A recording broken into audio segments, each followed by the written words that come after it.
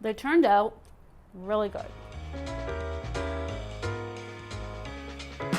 Hey y'all, it's Lauren. We're here in the Hot for Food kitchen once again, and I told you we were going to be cooking from another cookbook, and I have got Denai Moore's Plentiful. It is vegan Jamaican recipes to repeat, and when I got this book, I thought it was beautifully done. I love the photography, and also vegan Jamaican recipes are something that I've not really had or tried. There are incredible, unique things, obviously taking traditional Jamaican recipes and veganizing them, like ackee carbonara. Ackee is something I've actually never tried, which I really need to. It is like an egg replacement. It looks like eggs and it's got a great texture. So I'm excited to try that one. But the thing I wanted to make, because it brings back lots of memories from high school, are the cheesy beef patties, or the Jamaican patties. There are also curry chicken patties, but I'm going with the cheese and vegan beef filling. I used to get, you know, regular real beef Jamaican patties at the convenience store in high school, and they were so good, and I've actually never had a vegan one, which is crazy. So the pastry looks nice and flaky. It's yellow with turmeric. We're gonna use Impossible meat for the filling and some Trader Joe's cashew cheddar slices for the cheese, and it looks pretty simple. Thank you, Denai, for sending me the cookbook. It is wonderful. It is lovely. I do highly recommend it. So let's get into making these patties.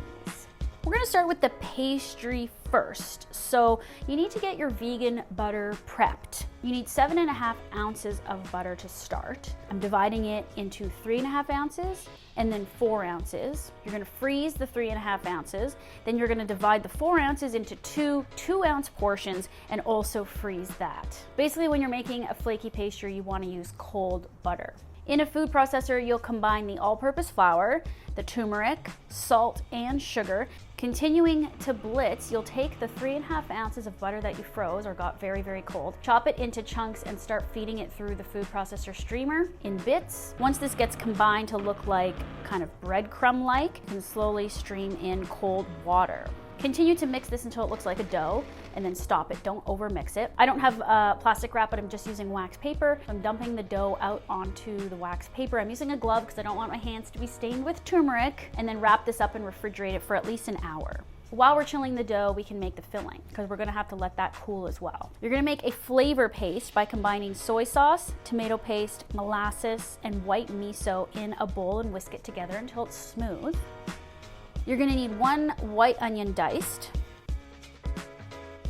It calls for a Scotch bonnet pepper, but I can't find those, so I'm using a habanero. I ain't screwing around, so I'm using gloves to chop this up and de-seed it. And like I said, we're gonna use Impossible ground beef. You need 7.5 ounces, so that's not the full package, so I just weighed out the portion I needed. Now, in a large frying pan over medium heat, you're gonna heat 2 tablespoons of olive oil, sweat the onions for about 5 minutes, and add a good pinch of salt.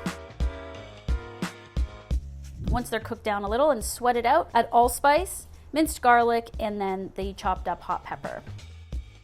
Allow this to cook for a couple of minutes, then add in that flavor paste you mixed together.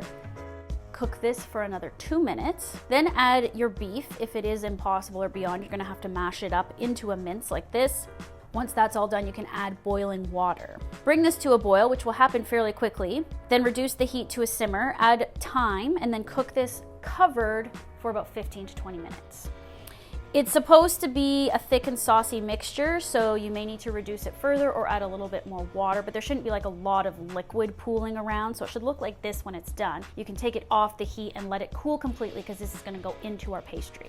After chilling the dough, you're gonna remove it from the fridge, unwrap it, roll it into a rectangle shape. Obviously mine, you can see, is not a perfect rectangle, but I don't think it matters. Grate 1 of the 2-ounce portions of frozen butter onto the surface all over the top. It says to fold either side of the pastry rectangle inward to meet the middle, and then seal the edges. Then fold again in the other direction. Seal together, wrap it up, and then rest it in the fridge for 30 minutes. So I just realized I didn't really seal the edges.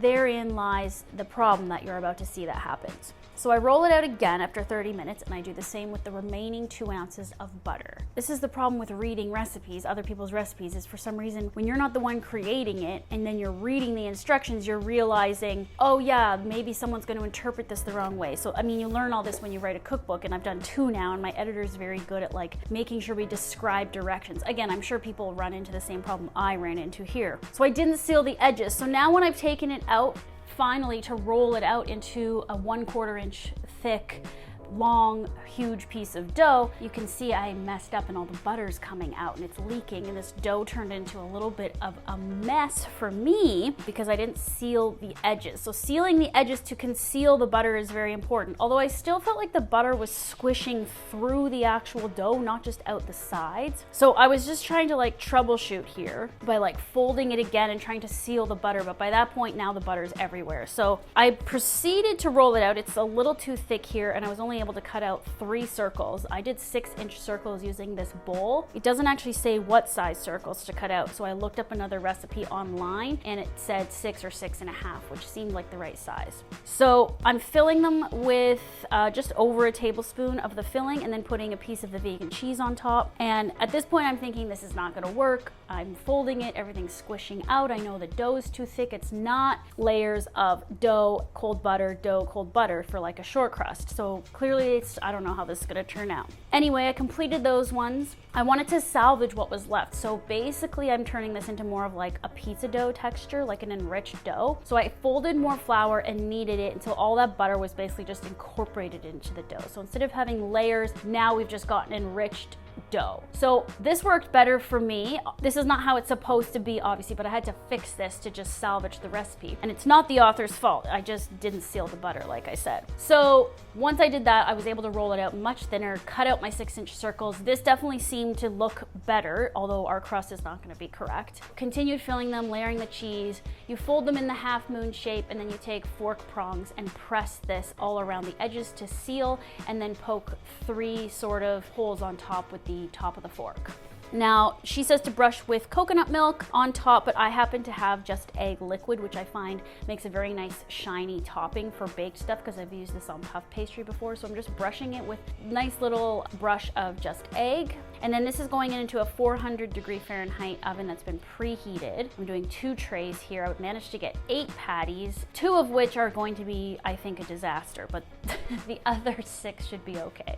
You bake them for about 15 to 20 minutes until golden and flaky. Now, I don't think mine are going to be flaky, but I'll know when they're done.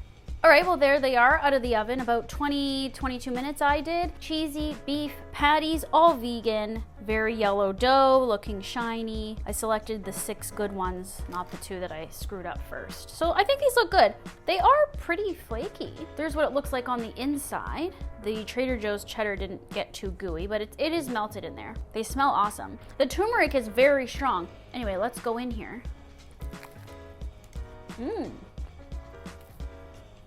Okay, they turned out really good. I'm glad. I didn't want to mess up Denai's recipe.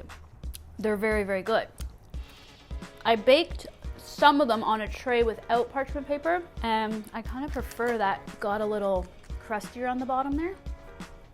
This is one that wasn't on parchment paper. So I would do that, or do a light spray of oil just to be safe. Although there's so much butter, it shouldn't stick. And mine didn't stick, so it should be good. There's the bottom of one, and I think that's the bottom of a parchment one. So I prefer that, to be honest.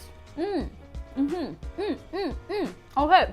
I really like the allspice in the filling. Perfect amount of heat for me. Actually, this isn't too spicy at all. So if you want to go hotter, feel free. And I feel like that pastry, although I incorporated the butter in there, like it's the right amount of fat in the dough to make it very, I don't know, flavorful, good texture.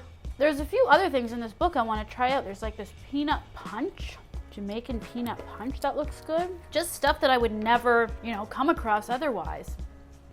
So I think it's a really unique book. All right, Plentiful Vegan Jamaican Recipes to Repeat. Denai is letting me share this recipe. It's on hotforfoodblog.com, and I'm gonna keep eating my yummy Jamaican beef patty. I do like the addition of cheese, actually. Or it says to eat these with vegan chocolate milk, which I didn't get, I forgot. That's how Denai used to eat them, and that would be a great little accompaniment. I meant to stop biting into it, but I can't. That means it's great. When you can't stop eating it, it's very flavorful.